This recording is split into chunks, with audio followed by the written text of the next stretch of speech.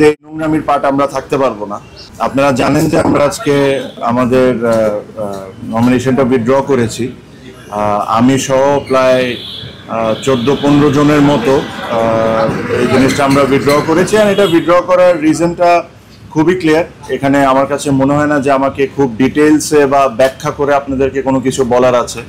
আমি শুরুর থেকে একটা কথা বলে আসছি যে ইলেকশনটা কোন দিকে যাচ্ছে বা কিভাবে হচ্ছে এই জিনিস নিয়ে আপনারা সবাই এখন ক্লিয়ার। যখন যেমন মনে হচ্ছে, যখন যা মনে হচ্ছে তখন তা করা হচ্ছে। এটা আসলে ইলেকশন না, এটা ইলেকশন না। আর ক্রিকেটের সাথে এই জিনিসটা কোনো দিক থেকেই মানায় না। আপনারা আই এম শিওর যখন ইসি তালিকা দিবে যে আজকে কারা কারা উইথড্র করেছেন, তাদের নামগুলো আপনারা দেখলেই বুঝতে পারবেন যে তারা সবাই তাদের জায়গা থেকে হেভি ওয়েট, তাদের ভোট ব্যাংকও ইটস ভেরি স্ট্রং।